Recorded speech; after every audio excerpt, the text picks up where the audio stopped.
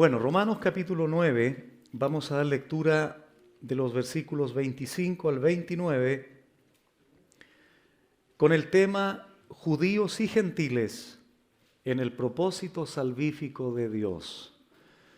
Judíos y gentiles en el propósito salvífico de Dios. Esta va a ser la primera parte y el próximo domingo, si Dios lo permite, la segunda parte.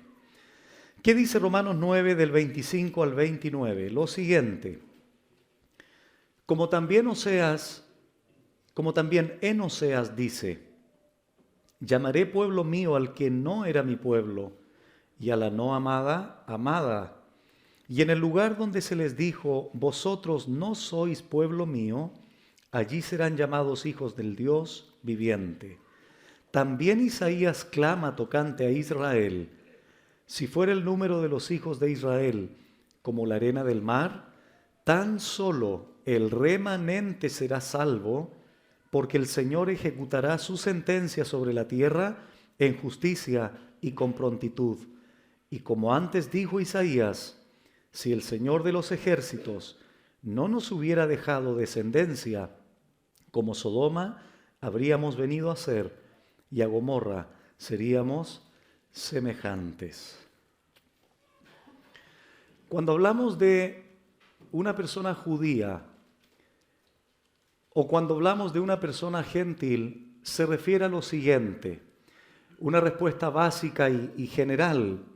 Un judío es una persona que desciende físicamente de Abraham, del cual Dios conformó, creó un pueblo para sí.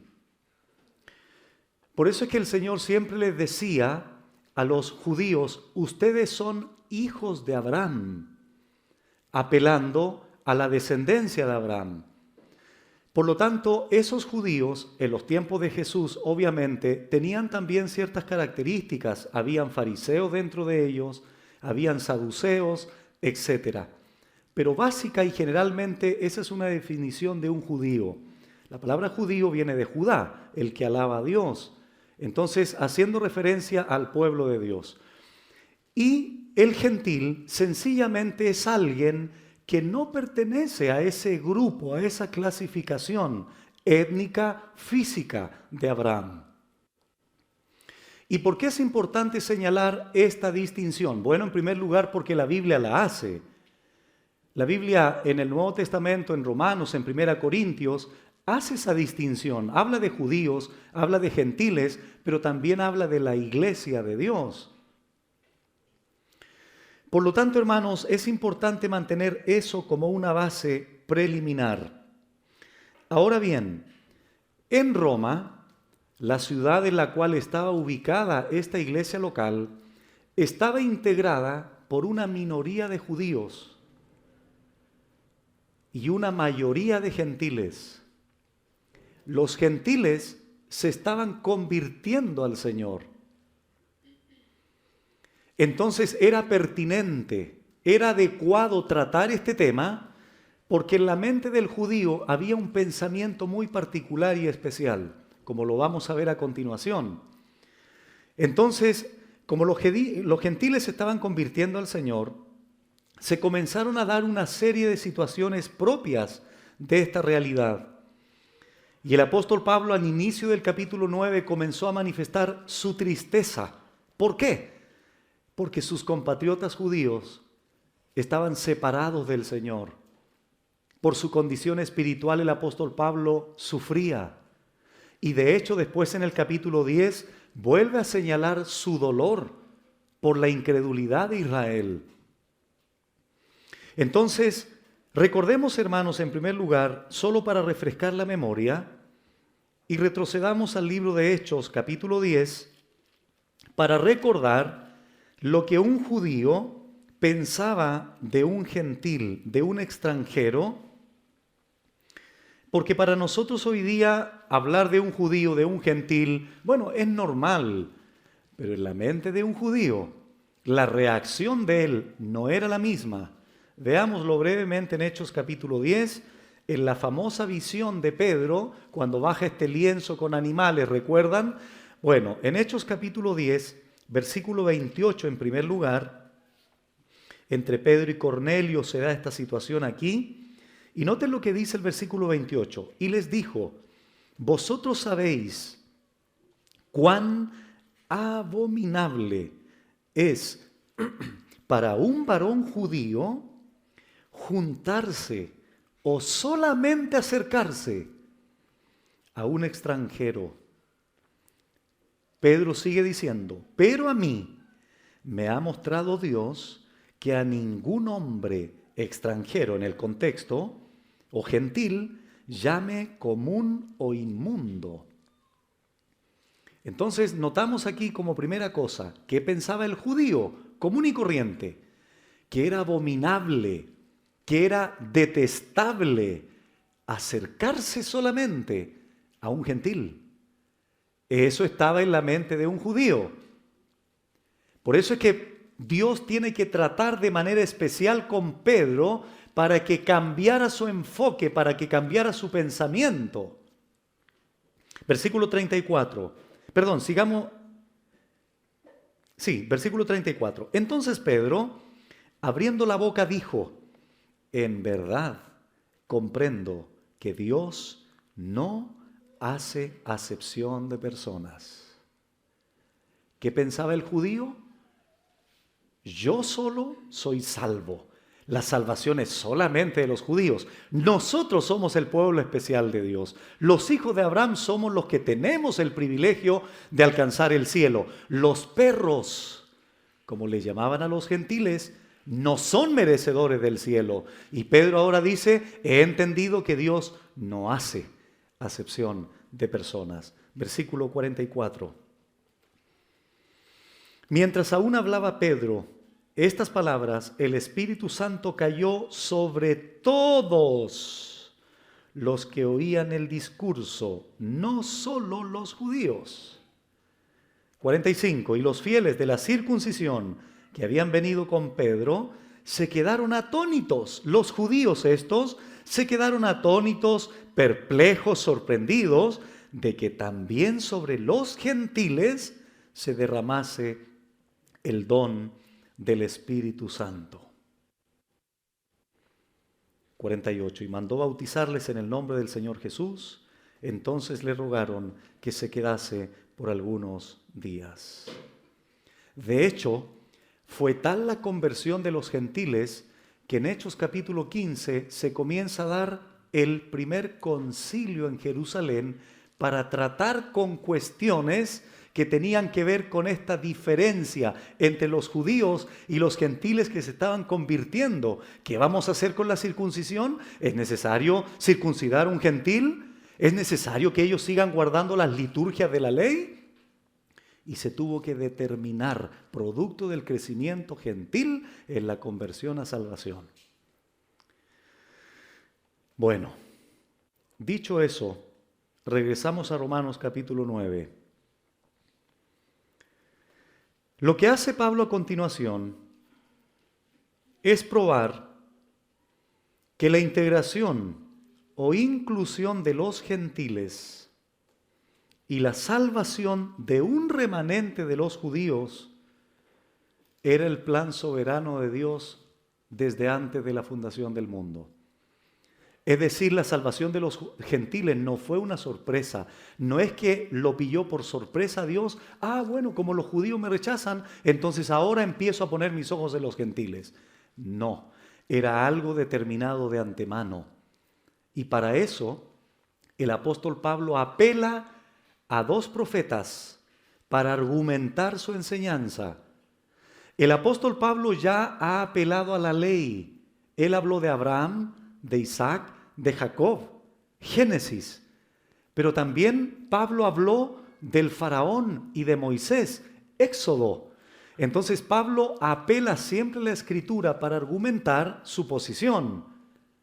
La ley por un lado, pero ahora se va a los profetas. El profeta Oseas y el profeta Isaías. 2 citas de Oseas y 2 citas de Isaías para argumentar lo que acabo de señalar. Recordemos el versículo 24. A los cuales también ha llamado, esto es, a nosotros, no solo de los judíos, sino también de los gentiles. O sea, Pablo en el 24 ya comienza a introducir a los gentiles, porque en los primeros versículos del capítulo 9, Pablo se había enfocado solo en los judíos, en sus compatriotas, pero ahora introduce el elemento gentil, porque la salvación no es solo para los judíos, es también para los gentiles. Entonces, una vez que Pablo ha venido enseñando la elección de Dios, Dios no ha fallado con el pueblo de Israel creyente, y hoy día lo vamos a seguir confirmando con el remanente que Dios ha guardado para él. Bueno, vamos entonces, hermanos, al versículo 25, cuando él dice, como también en Oseas dice. Y ahí esas palabras que cita el apóstol Pablo son, repito, del profeta Oseas. Vamos entonces, hermanos, por favor, al profeta Oseas. Oseas está después de Daniel. Mientras buscan Oseas, un poco de contexto aquí. El primer rey de Israel fue Saúl. El segundo rey fue David. El tercer rey fue Salomón. Hasta ahí iba todo, no bien, pero por lo menos se estaba manteniendo esa continuidad. El rey Salomón muere y las tribus se dividen. 10 tribus en el norte y 2 tribus en el sur. Dios juzga a las tribus del norte, pero antes de juzgarlas, usa a Oseas.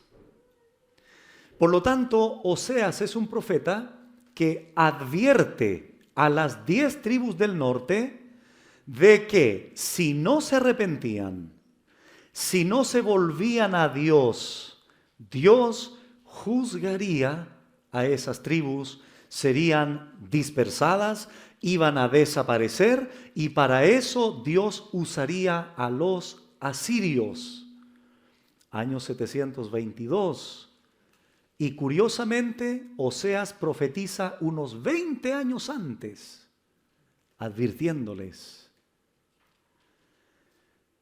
para que pudiesen volver al Señor, porque el mensaje principal de los profetas, tanto mayores como menores, es juicio y restauración. Juicio, dentro del juicio es advertencia, vuélvanse al Señor, ustedes han pecado, han violado su ley, etcétera, etcétera. Bueno, entonces, ahí tenemos, hermanos, el contexto histórico. Oseas profetiza a las 10 tribus del norte. Desgraciadamente, la mayoría de los reyes fueron idólatras, inmorales. Se comenzaron a comportar como cualquier otro pueblo gentil, pagano a los ojos de Dios. Y curiosamente la palabra Oseas significa salvación. Bueno, veamos entonces, hermanos, para entender qué está diciendo Pablo en Romanos 9. Veamos Oseas 1:1. Palabra de Jehová que vino a Oseas, hijo de Beeri, en días de, y aquí se mencionan los reyes que estaban en ese entonces, Usías, Jotam, Acaz y Ezequías, reyes de Judá, es decir, de las tribus del sur, y en días de Jeroboam, hijo de Joás, rey de Israel, tribu del norte. Lo primero que nos llama la atención es que no son palabras de Oseas. ¿De quiénes son estas palabras? 1:1. Palabra de Jehová. Muy bien. Eso es lo que identifica a un profeta de Dios. El profeta de Dios no inventa mensajes. El profeta de Dios no entra en un trance ni en una cuestión mística y empieza a hablar barbaridades. Un profeta de Dios en la Biblia era un hombre que transmitía, era un portavoz de la voz de otro. ¿De quién? De Dios. Y esto es lo que hace tener autoridad a la profecía, porque es palabra de Jehová, no de Oseas. Palabra de Jehová entonces, esto es lo que le da autoridad al escrito. Verso 2, no voy a hacer tanta exégesis de estos versículos porque no es la porción central, estoy simplemente poniendo la base para interpretar lo que quiere decir Pablo en Romanos 9. Versículo 2, ¿el principio de qué? De la palabra de Jehová. O sea, Oseas quiere dejar muy claro y Dios quiere dejar muy claro que aquí está en juego la palabra de Dios. Oseas es simplemente un instrumento, es el medio nada más. El principio de la palabra de Jehová por medio de Oseas, ahí está. La fuente es Dios de la profecía, el medio es Oseas. Y aquí es donde empieza lo trágico, humanamente hablando. Ve, aquí está la orden de Dios. Tómate una mujer fornicaria e hijos de fornicación, porque la tierra fornica apartándose de Jehová. De repente he escuchado en internet este tipo de cosas. Yo quiero ser un profeta de Dios, yo soy un profeta de Dios a las naciones, etcétera, etcétera. Pero ¿por qué les gusta eso? Porque eso les trae dinero, porque eso les trae hoteles, porque eso les trae un buen vivir. Pero cuando se observan los profetas de la Biblia, los profetas de Dios, unos como este, tuvo que vivir la difícil experiencia de unirse a una mujer que después se acostaría con uno y otro hombre. Por mandato de Dios. Otros profetas que tuvieron que dormir hacia un lado por muchos días y después al otro lado por varios días. Otros profetas fueron cortados por la mitad. Otros tuvieron que comer cocido con excremento de animal. Profetas de Dios. Pero eso no les gusta, ¿verdad? Le gusta la otra parte, le gusta la parte económica, le gusta la parte poder, etc. Esto es lo real que vivieron los profetas de Dios. Fueron despreciados, Israel no los consideraba como tal, solo el remanente, solo los que creían en Dios. Aquí tenemos a un hombre donde Dios le manda hacer algo difícil, ¿o no? ¿Qué es lo que esperamos todos en nuestro matrimonio? Fidelidad, ¿no? Eso es lo menos que esperamos todos nosotros de manera natural, de manera normal. Pero este hombre tendría que vivir la experiencia de que su esposa se acostara con uno y con otro. Y además tuviese hijos de otros hombres. Dios después le dice, vuelve a comprarla y vuelve a unirte a ella. Difícil, ¿no? ¿Por qué se está diciendo todo esto aquí? Bueno, sigamos leyendo. Cuando Oseas dice aquí, tómate una mujer fornicaria, en el hebreo dice mujer de fornicaciones. Eso dice literalmente el hebreo. Y aquí la mayoría de los comentaristas están de acuerdo en que era una mujer con la inclinación o la tendencia al pecado sexual, pero no en el momento de unirse a Oseas. En eso no hay seguridad. Lo seguro es que después que se unió a Oseas, comenzó a adulterar, comenzó a fornicar, comenzó a ser infiel, inmoral, etcétera, etcétera. Y cuando aquí la Biblia dice que no solo Oseas tenía que tomar esta clase de mujer, sino también él iba a recibir hijos de fornicación, es decir, de ese adulterio de esta mujer saldrían hijos. Pero esos hijos también el Señor los usa para enseñar algo. Bueno, veamos la razón del por qué Dios manda esto a Oseas. Está en el mismo versículo 2. Porque la tierra fornica apartándose de Jehová. La tierra aquí se refiere a las 10 tribus del norte. Es decir, Oseas, vas a tener que hacer algo muy difícil, pero a través del ejemplo tuyo y la mujer de fornicaciones que tienes que tomar, yo voy a representar la condición inmoral, adúltera, idólatra de mi pueblo Israel. Yo me imagino humanamente a Oseas, no sé, rascándose la cabeza, meditando. No creo que haya dicho Oseas, qué bueno, Señor, bueno, sí, no hay problema, que mi esposa se meta con uno y otro hombre después. Total, voy a representar a la idolatría de Israel, Señor. Aquí estoy, a tus manos. Él, Oseas, como todos los hombres de la Biblia, eran hombres de carne y hueso, que pensaban, que sentían. Pero ese es el propósito, Dios soberanamente guiando todo aquí. Es una orden extraña, es un mandato difícil para Oseas. Pero veamos qué hizo Oseas como profeta de Dios, versículo 3. Fue pues y tomó a Gomer, hija de Diblaim. ¿Qué hace un hombre de Dios? A pesar de lo difícil de la orden, obedece. Y es lo que hizo Oseas. Tomó a Gomer, hija de Diblaim, la cual concibió y le dio a luz un hijo. Entonces esta mujer, ya aquí se manifiesta la consecuencia de ese pecado que fue un hijo. Tal cual como Israel. Cuando Israel, Dios lo sacó de Egipto, Dios sacó un pueblo esclavo, inocente, entre comillas. ¿Cuándo Israel comenzó a pervertirse?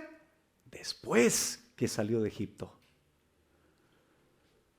Gomer es tomada por Oseas, después comienza a fornicar. Como un ejemplo del pueblo de Israel. ¿Quién es ese hijo? Versículo 4. Y le dijo Jehová, o sea, noten hermanos, hasta el nombre Dios lo manda a Oseas, el nombre que tenía que ponerle. Ponle por nombre Jezreel, porque de aquí a poco yo castigaré a la casa de Jehú por causa de la sangre de Jezreel y haré cesar el reino de la casa de Israel. Y en aquel día quebraré yo el arco de Israel en el valle de Jezreel. Entonces Dios manda aquí a ponerle Jezreel. La palabra Jezreel significa Dios esparce o desparrama. Es decir, a través del primer hijo de Gomer, de fornicación, Dios estaba anunciando, Dios estaba advirtiendo que Israel sería dispersado, desparramado como juicio de Dios. Pero este ejemplo no es el que pone Pablo en Romanos 9. Solo lo estoy mencionando para tener más antecedentes. Entonces, ¿qué dice Dios en la mitad del versículo 4? Yo castigaré. Los voy a desparramar, los voy a esparcir, pero eso es por el castigo que voy a ejecutar sobre las 10 tribus del norte. Versículo 6. Y aquí es donde es lo que Pablo toma. Estos son los hijos que menciona en Romanos 9, Pablo. Versículo 6. Concibió otra vez, es decir, otra vez, fornicación, adulterio.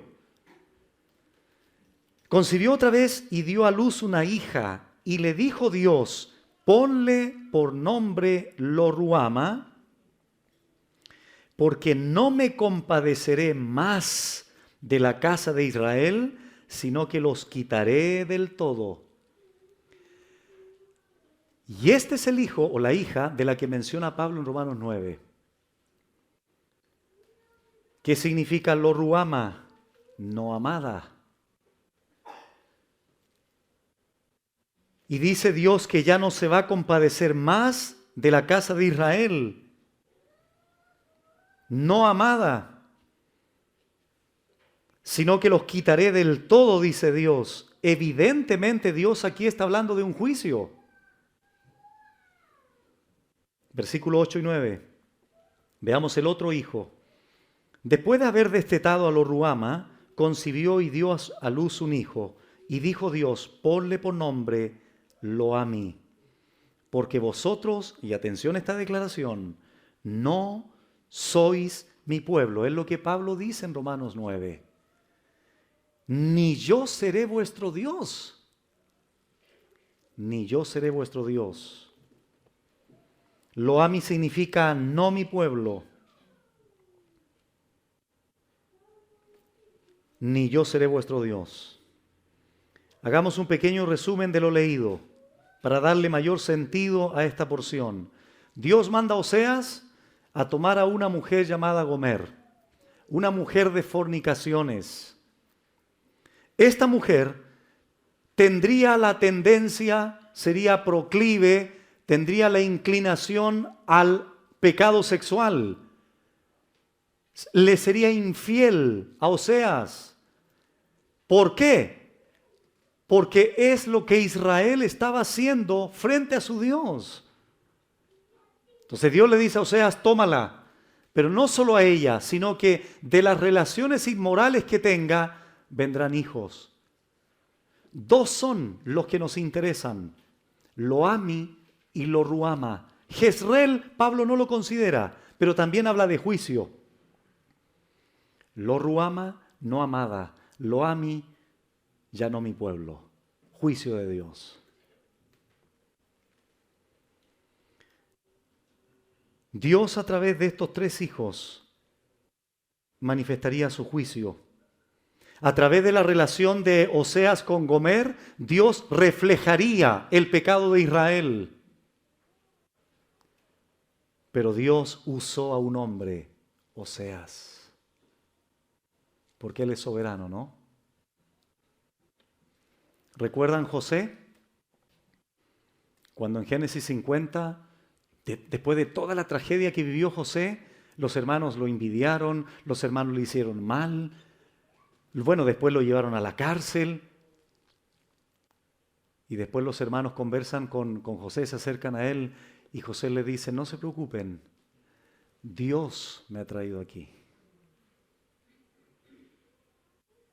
O sea, Dios usa como quiera a sus hijos. Sin anular el pecado de la responsabilidad humana de los hijos, de los hermanos de José. Dios igual va a juzgar eso y va a tratar eso. Pero Dios sigue siendo soberano. Lo mismo pasa con Oseas. Muy bien. Y aquí es donde está lo que también Pablo señala en Romanos 9. Versículo 10, Oseas 1:10. Con todo. ¿Cómo debemos entender con todo? Bueno, a pesar de todo lo de Israel, a pesar de toda la inmoralidad de Israel, a pesar de todo el pecado sexual, inmoral, la inclinación, etcétera, etcétera, su idolatría, a pesar, con todo, que dice la Biblia, será el número de los hijos de Israel como la arena del mar, que no se puede medir ni contar. Y en el lugar en donde les fue dicho, vosotros no sois pueblo mío por el juicio de Dios por su pecado, les será dicho, sois hijos del Dios viviente. Porque siempre, hermanos, la misericordia de Dios, la gracia de Dios, la bondad de Dios va más allá del pecado del hombre. Pero atención con esto también. ¿Dios anuló el juicio? No. Porque si Él dijo que lo iba a hacer, lo hizo. Y pasaron un par de años y Asiria, un reino que venía avanzando, conquistando, y por otro lado Israel decayendo en su pecado, llegan, los invaden, los conquistan y finalmente desaparecen las 10 tribus del norte. Pablo toma este ejemplo de las palabras de Oseas para enseñar que a pesar del pecado de Israel, Dios tiene un propósito con ellos.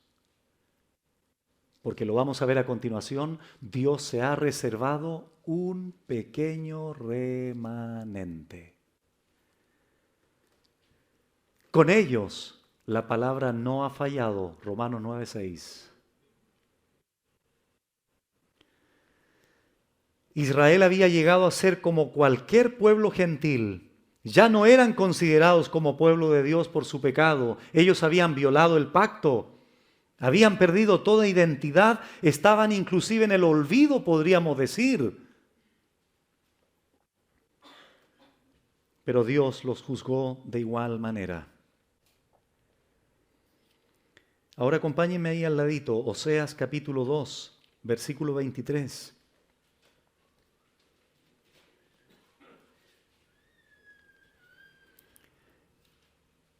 Oseas 2:23, y las sembraré para mí en la tierra, y tendré misericordia ¿de quién? De Lo Ruama.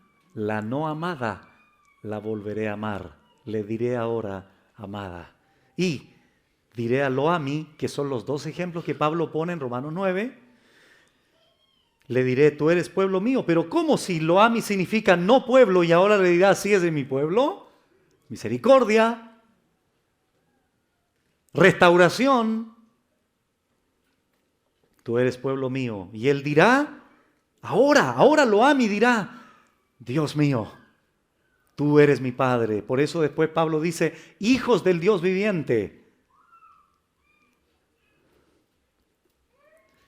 Ahora lo interesante de esto, hermanos, es lo que continúa diciendo Oseas en el capítulo 3. ¿Saben por qué? Porque cualquier hombre, ¿qué hubiese hecho con Gomer? Adiós, nos vemos. O viceversa, si hubiese sido una mujer víctima de lo que hizo en este caso el hombre. Pero noten, hermanos, cómo Dios soberanamente controla, domina todo. ¿Qué dice Oseas 3, del 1 en adelante? Me dijo otra vez Jehová. Atención. Me dijo otra vez Jehová. A Oseas, obviamente, Oseas está hablando aquí. Ve. Uy, Oseas ya el mismo verbo que utilizó primero. Pero resulta que Gomer comenzó a serme infiel. Nacieron hijos de fornicación. Ahora ve, Oseas. Ama a una mujer. ¿Saben quién es esa mujer? Gomer. Es decir, vuelve a amarla. Qué impresionante, hermanos. Oseas ve, ama a una mujer, amada por su compañero.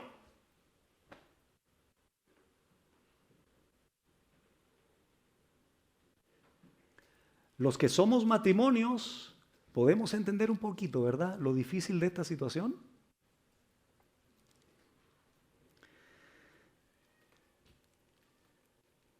Oseas vuelve a amar a Gomer, que es amada por otro hombre. Aunque adúltera,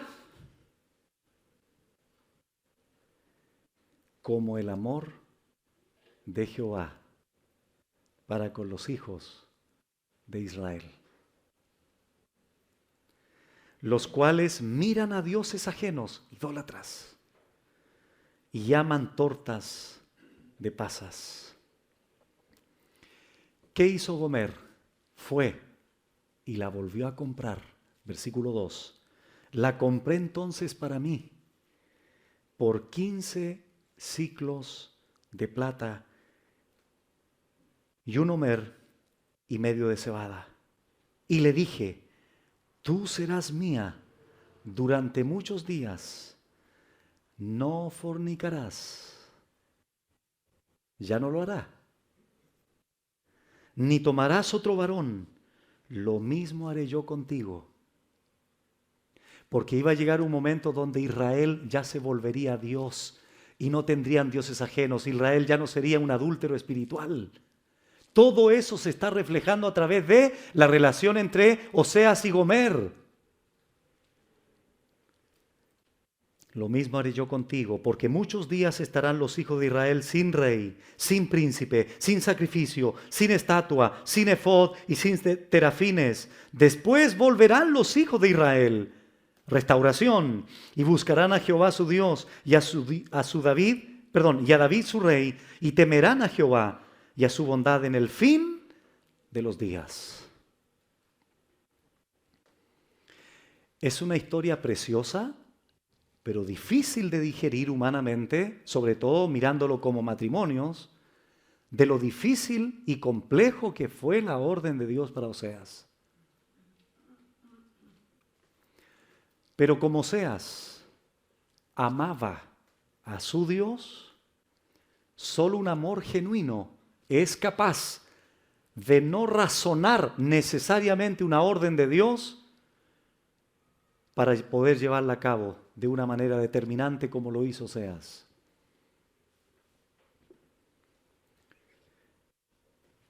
Entonces ahora regresamos a Romanos 9. Como también en Oseas dice, llamaré pueblo mío al que no era mi pueblo. ¿Por qué ya no era su pueblo? Por su pecado, por su idolatría, que representó Dios a través de Gomer en su relación con Oseas. Y a la no amada, lo ruama, amada. Y en el lugar donde se les dijo, vosotros no sois pueblo mío, allí serán llamados hijos del Dios viviente, porque Dios seguiría tratando con Israel y seguiría salvando a los judíos independientemente de donde estuvieran ubicados geográficamente.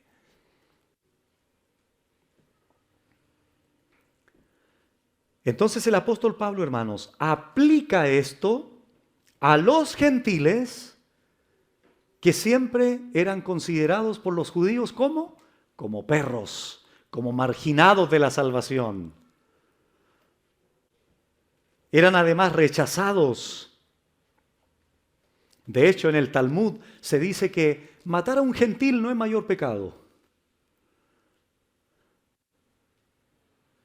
O sea, había una serie de situaciones, una serie de cosas que se enseñaban en contra de los gentiles por el alto concepto que los judíos tenían de sí mismos por ser descendientes de Abraham.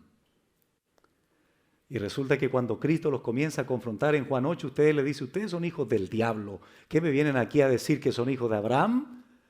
Claro, físicamente descienden de él, pero ¿de qué les sirve eso? Si el Dios de Abraham no es su Dios.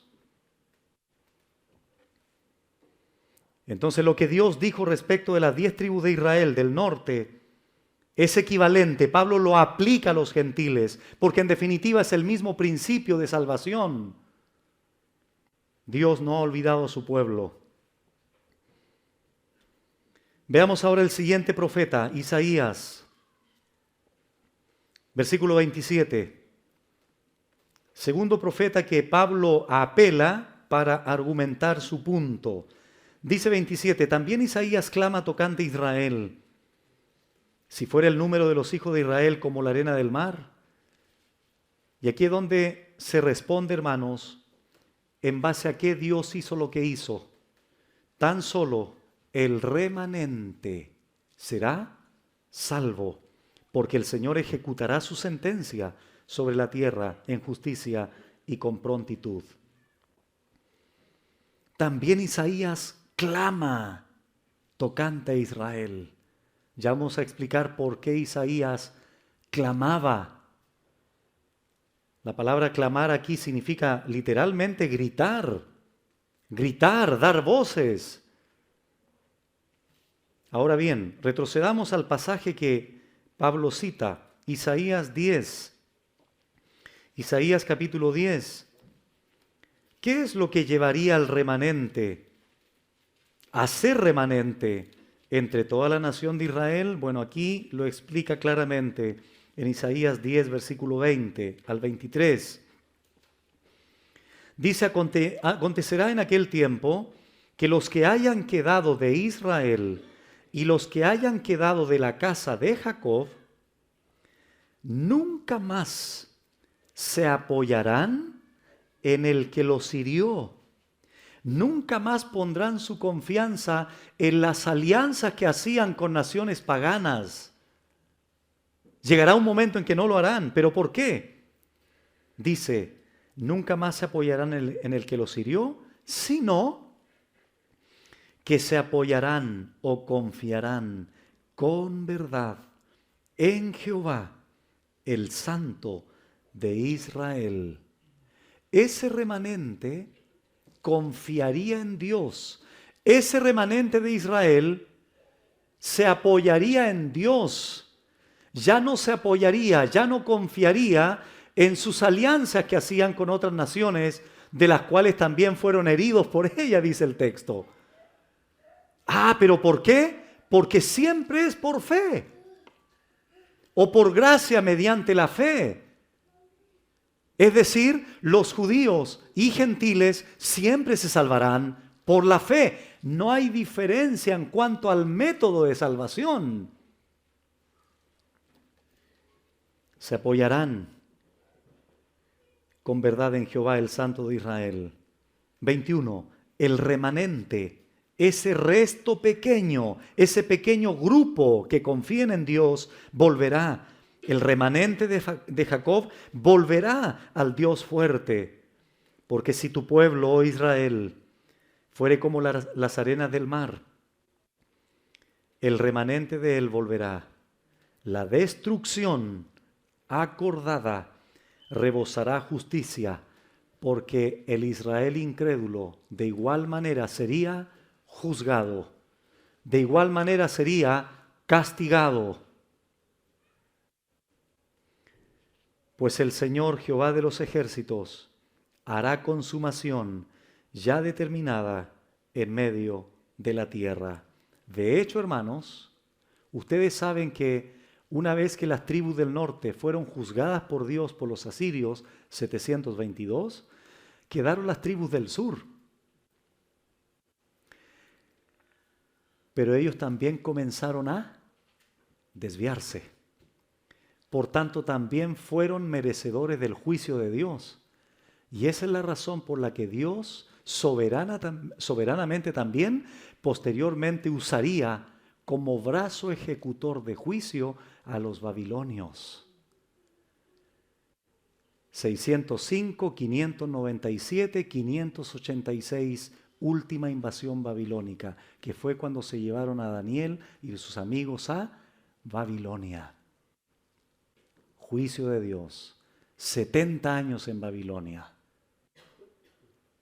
Pero a pesar de todo ese panorama, habría un remanente escogido por Dios para llevar a cabo sus promesas, porque la palabra de Dios no ha fallado con su pueblo.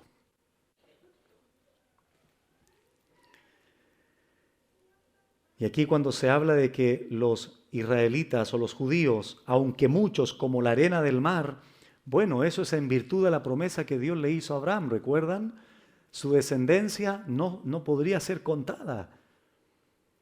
Pero eso no significaba que cada judío sería salvo, sino los que creyeran en virtud de la predeterminación de Dios desde antes de la fundación del mundo, como lo hemos venido enseñando en Romanos 9. Porque la salvación no nace aquí, la salvación se determinó antes. Es efectuada, es llevada a cabo en la cronología del hombre, pero es algo que está predeterminado desde antes de la fundación del mundo. Porque a los que antes conoció también los predestinó, etcétera, etcétera. Entonces estos judíos van a dejar su justicia propia a un lado, que es lo que vamos a ver el próximo domingo, si Dios lo permite, para abrazar la justicia de Dios, porque solo a través de ella se puede ser salvo. Y los judíos en Roma podían regocijarse con ser parte de este remanente por la gracia de Dios a los cuales Pablo les estaba hablando también en Roma. Y por último, ¿qué dice Romanos 9, versículo 28? Perdón, 29. 28 y 29. Porque el Señor ejecutará su sentencia sobre la tierra en justicia y con prontitud. Y como antes dijo Isaías, si el Señor de los ejércitos no nos hubiera dejado descendencia o simiente, como Sodoma habríamos venido a ser, y a Gomorra seríamos semejantes. Martin Lloyd-Jones dice esto, porque esta es una cita de Isaías. Él dice, Pablo no solo dice, Isaías dice o Isaías profetiza sobre Israel, sino clama, grita, llora. Cuando Isaías vio la verdad de lo que se avecinaba, es decir, el juicio, gritó, lloró, clamó, y sin embargo nunca los judíos se habían recatado en ello. Estaban orgullosos de que Isaías fuera uno de sus profetas, estaban orgullosos del pergamino del libro del profeta Isaías. Ellos no estaban leyendo, no estaban estudiando y exponiéndolo, y allí estaba Isaías en realidad gritando de angustia, y aún así nunca entendieron lo que decía. Decían para sí mismos, si eres un judío estás bien, no eres como esos perros gentiles. Cada judío es salvo, claro que sí. Noten, hermanos, lo que pensaban ellos. Cada judío es salvo, claro que sí. Es un miembro de la familia de Dios. Eres uno de los hijos de Dios. Tenemos los pactos, tenemos los oráculos, todo está bien para nosotros. Por otro lado, Isaías gritando de angustia para que vinieran al Dios de Israel. Nunca habían visto la verdad, pero allí estaba, mirándolos a la cara con ese grito de angustia de la boca del profeta, pero nunca lo habían visto, nunca lo habían oído. Fin de la cita. Y llegó el juicio finalmente igual. La palabra de Dios en juicio se ejecutó y con prontitud. Curiosamente, en el caso de Oseas, unos 20 años antes, pasaron 20 años y el juicio se cumplió. En el caso de las tribus de Judá, pasaron un par de años y el juicio de Dios se cumplió a través de los babilonios. Porque Dios no se olvida de lo que tiene que hacer. Él lo hace. Vamos a Isaías, por favor, capítulo 1, que es de donde Pablo se toma para su último versículo. Si el Señor no nos hubiera dejado descendencia como Sodoma habríamos sido. Bueno, Isaías 1. Noten cómo se refiere aquí al pueblo de Israel. Dios a través de Isaías. Ese pueblo que debía de ser una luz para las naciones, ese pueblo que debía de someterse a las leyes de Dios, ese pueblo que debía de honrar a su Dios, etc. La descripción, una de las descripciones más caóticas del pueblo de Israel es Isaías 1. ¿Qué dice? Visión de Isaías, hijo de Amós, la cual vio acerca de Judá y Jerusalén en día de Usías, Jotam, Acaz y Ezequías, reyes de Judá. Oíd cielos y escucha tu tierra. Es una convocatoria solemne. Porque habla Jehová. ¿Qué dice Jehová? Crié hijos y los engrandecí. Ese fue Israel. ¿Y qué dice ahora? Verso 2. Y ellos se rebelaron contra mí. Número 1, hubo rebeldía. 3. El buey conoce a su dueño y el asno el pesebre de su señor. Israel no entiende, mi pueblo no tiene conocimiento. ¿Cómo que no tenía conocimiento si Dios le dio su ley? Bueno, una cosa es recibir la ley y otra cosa es someterse y guardar la ley. Israel fue rebelde, no entendió, no conoció. 4. Oh gente pecadora, fueron pecadores, pueblo cargado de maldad, generación de malignos. Esto Dios no lo está diciendo de unos traficantes de algún barrio, hermanos.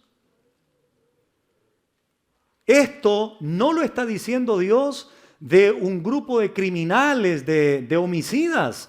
Esto lo está diciendo de su pueblo. Hijos depravados. Dejaron a Jehová. Provocaron a ira al Santo de Israel. Se volvieron atrás. ¿Por qué querréis ser castigados aún? ¿Todavía os rebelaréis? Toda cabeza está enferma y todo corazón doliente.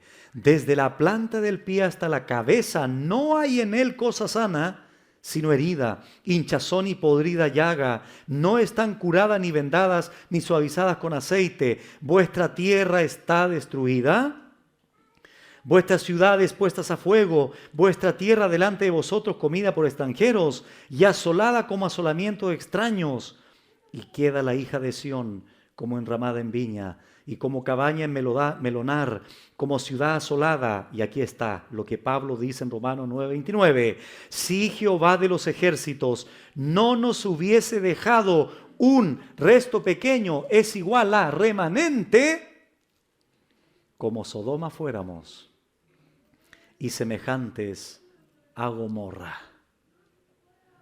Es decir, si Dios hubiese tratado a Israel sin consideración del remanente, Israel hubiese sido destruido tal cual como lo fue Sodoma y Gomorra, porque eran igualitos que Sodoma y Gomorra. Pero ¿en virtud de qué Dios los protege? De un remanente. Ese principio es aplicable hoy día a las iglesias locales. Si esta iglesia está en pie, es por un remanente. Si la iglesia de por allá está en pie, es por un remanente. Que Dios en virtud de aquello sostiene, sustenta, bendice a toda la comunidad. Es como en el hogar. El creyente, en virtud de él, ¿qué dice 1 Corintios 7? Es bendecido el resto de hogar que no es creyente. ¿Pero en virtud de qué? De un hijo de Dios. De ese pequeño remanente que hay en una familia. Y es lo que Pablo ha enseñado. A pesar de la incredulidad de Israel como nación, Dios no ha fallado en su palabra con los que creyeron, con su remanente. Y los gentiles no fueron un plan B. Ellos estaban ya considerados de antemano para que pudiesen venir al conocimiento de la verdad.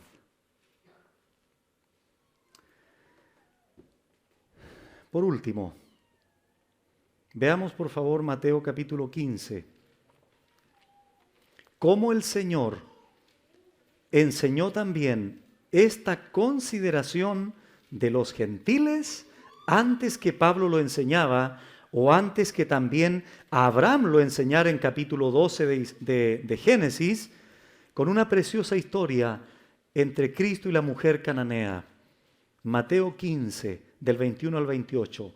Saliendo Jesús de allí, se fue a la región de Tiro y de Sidón. Y he aquí una mujer cananea que había salido de aquella región, clamaba, diciéndole: Señor, Hijo de David, ten misericordia de mí. Mi hija es gravemente atormentada por un demonio. Pero Jesús no le respondió palabra. Eso fue curioso. Entonces, acercándose sus discípulos, le rogaron diciendo: despídela, pues da voces tras nosotros. Él respondiendo dijo, no soy enviado sino a las ovejas perdidas de la casa de Israel. Esa era la prioridad. Israel. Al judío primeramente y también al griego. Bueno, 25. Entonces ella vino y se postró ante él, diciendo, Señor, socórreme. Jesús le dijo, no está bien tomar el pan de los hijos y echarlo a los perrillos.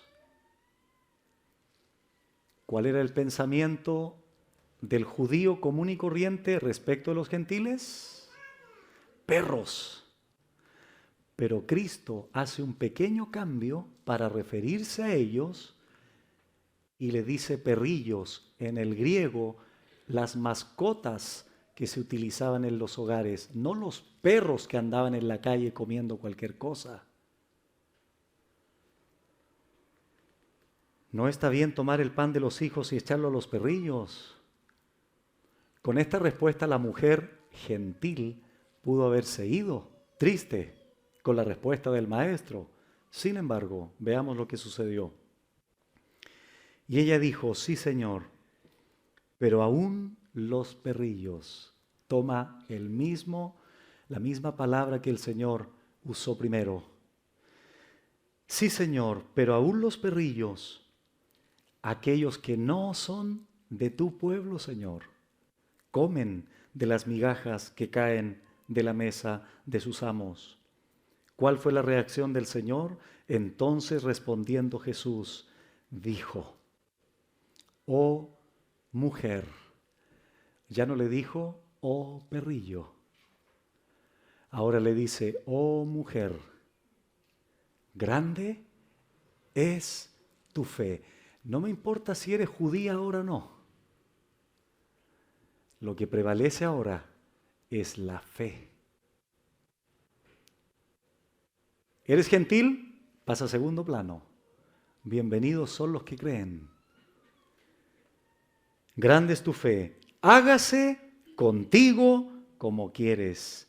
Y su hija fue sanada desde aquella hora. Una preciosa historia donde vemos la inclusión del mismo Señor Jesucristo a una mujer que no merecía la salvación por no ser hija de Abraham. ¿Por qué razón? Porque Dios tiene un propósito salvífico tanto con los judíos como con los gentiles. Si hoy día un judío viene a Cristo, es parte de la iglesia. Si un gentil hoy día viene a Cristo, es parte de la iglesia. Y esa es la bendición que nosotros tuvimos por el hecho de que antes de la fundación del mundo se haya determinado la salvación no solo de los judíos, sino también de nosotros, los chilenos, podríamos decir, para que el nombre del Señor sea glorificado en todo su plan redentor y salvífico para la gloria de su nombre. Hermanos, y un último consejo. Así como los judíos se sentían mejores, de manera orgullosa, prepotente, en contraste con los gentiles, también hay personas que van a las iglesias que se creen mejores que otros. Ten cuidado con esa actitud, porque tú no eres mejor que nadie, aunque aparentemente tengas una vida piadosa. Porque el parámetro de comparación no es con el hermano que está sentado al lado tuyo. El parámetro de comparación es con Cristo. Y con Cristo siempre te vas a sentir un miserable e indigno pecador. Y eso te va a servir para no creerte mejor que otros. No eres mejor que tu vecino que no ha sido salvo. porque lo que debe prevalecer en ese pensamiento es la gracia y misericordia de Dios por nosotros. Y eso nos debiera de llevar no a creernos mejores ni superiores, sino a llevar el Evangelio, para que ellos también puedan entrar dentro de este propósito que Dios determinó de antemano. Oramos. Padre, gracias por tu palabra. Gracias por tu amor al habernos salvado, no siendo judíos, no siendo ese pueblo que originalmente, Señor, tú derramaste tus bendiciones, tus promesas, tus pactos. Pero la salvación, dice tu palabra, es para todo aquel que cree. Te damos muchas gracias porque tú eres bueno y lo has manifestado en esa cruz al morir por nosotros. Señor, oramos a ti para que continúes llevando a cabo tu salvación, tu propósito salvífico con todos aquellos que están determinados, Señor, para salvación, ordenados para vida eterna, como dice Hechos, pero que ahora es nuestra responsabilidad llevarles el evangelio de salvación. Gracias porque nos has salvado a nosotros y estaremos eternamente agradecidos por esa obra gloriosa y maravillosa en favor de cada uno de nosotros. Ahora nuestros corazones, gozosos por tu palabra, instruidos por tu palabra, vamos a recibir el pan y el vino. Para participar de este privilegio y esta bendición, del cual tú has establecido también, oramos, Señor, para que cada día podamos discernir claramente lo que implica la cena del Señor para cada uno de nosotros. Oramos a ti, Señor, para llevar a cabo esta ordenanza en el nombre de Jesús. Amén.